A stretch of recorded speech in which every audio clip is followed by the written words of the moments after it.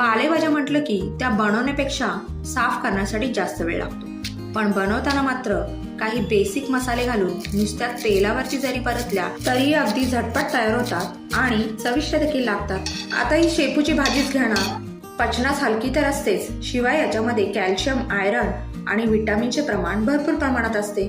शेपूची भाजी बनवण्यासाठी भाजी निवडून स्वच्छ धुवून चिरून घ्यायची, आवडीप्रमाणे लसूण मिरची देखील चिरून घ्यायचं, कढईमध्ये तेल घालून जिरं घालायचं, लसूण मिरची घालून हळद घालून परतून घ्यायचं, भिजवलेली चणा डाळ घालायची, चणा डाळ देखील तेलावरती छान भाजून घ्यायची, स्वच्छ साफ करून घेतलेली शेपू घालून भाजी छान शिजवून घ्यायची।